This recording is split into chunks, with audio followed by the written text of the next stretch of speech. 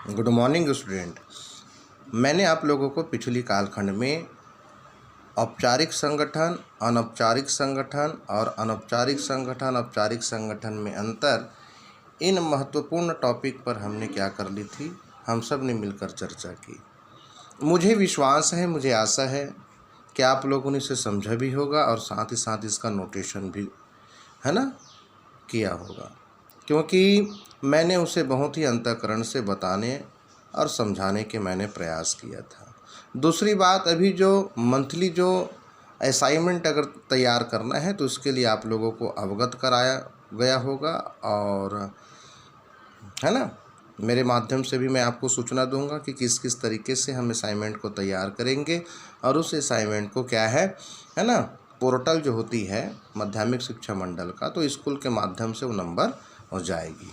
चलिए, वो तो अलग मैटर है, वो तो असाइनमेंट का वर्क है। आज हम अध्ययन करते हैं अधिकार अंतरण और पेज नंबर 182, 5.35 अधिकार अंतरण का अर्थ एवं परिभाषा।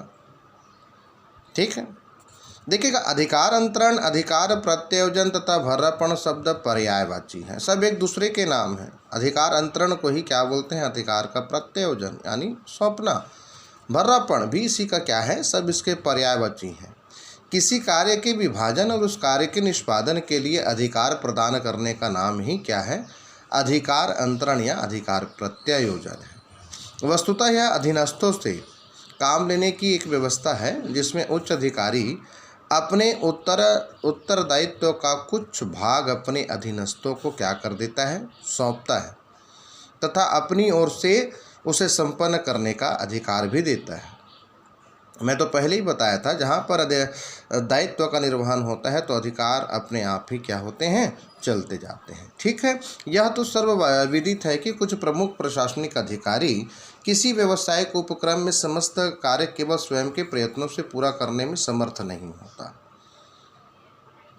है ना, अतः उसे भर्रापण या अधिकार अंतरण का सहारा लेना पड़ता है। देखिएगा, जिला का मुख्य है ना, जिसको बोला जाए कलेक्टर की बात करें तो हम कहेंगे दुर्ग जिला बहुत बड़ी है ना भाई। प्रशासनिक स्तर पर देखें तो दुर्ग जिला जो है, शहरी भी अलग हो जाती है, ग्रामीण भी हो जाती है। तो हम एक ही कलेक्टर को कहेंगे कि भैया आप जाओ, ग्रामीण में भी आपको पूरी प्रशासनिक व्यवस्था को देखना है और शहर की भी पूरी प्रशासनिक व्यवस्था को देखना है। तो ऐसी स्थिति पर वो कलेक्टर क्या हो जाएगा, निसहाय हो जाएगा, वो कुछ कर नहीं पाएगा। उसके पास पूरी अधिकार है, दायित्व है, सब चीज़ है, लेकिन तो भी से वो क्या हो जाएगा, असहाय हो जाएगा और वो कार्य को दक्षता के साथ, कुशलता के साथ वो नहीं कर पाएगा। तो इसके लिए क्या करता है कलेक्टर, अलग अलग ब्लॉक में, अलग अलग क्षेत्र में, अलग अलग है ना नगरों में क्या कर देता है वो, है ना, अधिकारियों को अपने अधिकार का प्रत्योजन करके क्या करता है, सौंप देता है। भैया देखिएगा, इस क्षेत्र है, इस ब्लॉक को आपको देखनी है और पूरी रिपोर्ट मुझे बताइएगा, है ना। तो इस तरीके से, जैसे कि स्कूल में होती है प्रिंसिपल मैडम, उस दिन मैंने भी बताया था, है ना भी, प्रिंसिपल मैडम जो है पूरे कार्य को नहीं कर सकती, इसलिए हम जैसे जो अधीनस्थ कर्मचारी होते हैं उन कार्यों को बांट देते हैं, साथ ही साथ अधिकार भी देते हैं, है ना भाई। देखिएगा, आपको अधिकार भी दिया जाता है कि आप इस काम को करिएगा, है ना, और इसकी सूचना मुझे समय समय पर देते रहिए। तो ये होता है अधिकारियों को क्या करना। देखिएगा, कुछ प्रमुख प्रशासनिक अधिकारी किसी व्यावसायिक उपक्रम के समस्त कार्य केवल स्वयं के प्रयत्नों से पूरा करने में क्या होता है ना, समर्थ नहीं होता, उसे भर्रापण या अधिकार अंतरण का सहारा लेना पड़ता है ना भाई। तो जब कुछ कार्यों को निष्पादन करने के लिए दूसरे व्यक्तियों को अधिकृत किया जाता है तो इसे अधिकार अंतरण या अधिकार प्रत्योजन कहते हैं, है ना। जैसे कि जॉर्ज टेरी ने इसको परिभाषित किया है, वो कहता है कि अधिकार अंतरण का ऐसा है, किसी विशिष्ट उद्देश्य की प्राप्ति हेतु, है ना, एक अधिकार या संगठन की इकाई से दूसरे अधिकारी या दूसरी इकाई को अधिकार को सौंपने से विशिष्ट कार्य को जैसे पूरा करना होता है। तो ऐसी स्थिति पर क्या कहते हैं, अधिकारों का हम क्या करते हैं, अंतरण करते हैं या प्रत्योजन करते हैं या फिर क्या करते हैं, उसका भरापण करते हैं, तो ताकि वो कार्य अच्छे से हो, अच्छे से संपन्न हो। ठीक है। ये अंतरण के तत्व में दो प्रकार की बात आती है। अंतरण के तत्व में सबसे पहले हम देखते हैं अधिकार। पहले तो अधिकार के बारे में जानने का हम प्रयास करेंगे। अथॉरिटी है ना भाई। तो अधिकार का आशय किसी व्यक्ति द्वारा उसके अधीनस्थों का आज्ञा देना तथा अपनी स्थिति के क्षेत्राधिकार के भीतर कार्रवाई करना है। इसमें प्रबंधकीय स्थिति में है ना स्वाभाविक रूप से किए जाने वाले निर्णय का अधिकार भी शामिल है, ताकि व्यक्तियों को यह बताया जा सके कि उन्हें करना है तथा ऐसे ही ये करने की उनसे अपेक्षा है। देख सकते हैं यहाँ पर चार्ट बनी हुई है ना भाई। तो एक तरफ क्या दिखाता है, नहीं अंतरण निर्णय लेने में विलंब होता है। कुछ अधिकारी कर्मचारी बोल रहे हैं, एक अधिकारी अंदर बैठ के वर्ष भी फायर मेरी स्वीकृति ली जाए। ये सब अधिकार के क्षेत्र के अंतर्गत आता है। ठीक है। तो अधिकार अंतरण को आपने भली भांति समझा होगा, मुझे यकीन है, विश्वास है। अब देखिएगा उसके बाद आता है अधिकार के बाद में तो बताया निरंतर पूरक जो है चलने वाली प्रक्रिया क्या हो जाती है, उत्तरदायित्व। तो उत्तरदायित्व क्या होती है, रिस्पॉन्सिबिलिटी। तो उत्तरदायित्व का आशय अधीनस्थ द्वारा उचित रूप से योग्यता पूर्वक उस कर्तव्य का निष्पादन करने से है जो उसे वरिष्ठ सीनियर अधिकारी द्वारा क्या किया जाता है, सौंपा जाता है। इस प्रकार का उत्तरदायित्व का प्रवाह ऊपर की ओर होता है ना। और अर्थात एक अधीनस्थ सदैव अपने वरिष्ठ के प्रति क्या रहेगा, उत्तरदायित्व होता है। यह महत्वपूर्ण है कि जब किसी कर्मचारी को किसी कार्य का उत्तरदायित्व सौंपा जाता है तो उन्हें पूरा करने के लिए आवश्यक सीमा तथा अधिकार भी दिया जाए। देखिएगा है ना, स्कूल की जो है ना, एक छोटी सी उदाहरण है। स्कूल में प्रिंसिपल मैडम ऑथराइज्ड हैं, साथ ही हमको भी ऑथराइज्ड करते हैं, अधिकार भी दिए जाते हैं। जैसे हम कक्षा में चले जाते हैं तो बोलते हैं कि ये क्लास कैप्टन की जवाबदारी है ना। क्लास कैप्टन क्या कहता है, नहीं मुझे जो अधिकार और जो दायित्व मिले हैं, मैं उन बच्चों को चुप कराने का, शांत बैठाने का, और जो बच्चे हैं पेंडिंग वर्क उसके कराने का मुझे जवाबदारी मिला है तो मैं कराऊँ। तो हम क्या करते हैं, एक दूसरे के ऊपर अधिकारों का अंतरण करते जाते हैं, है ना। अधिकार भी मिलता है और साथ ही साथ उत्तरदायित्व की भी है ना प्राप्ति होती रहती है। उसके बाद तीसरा क्या होता है, जवाबदेही।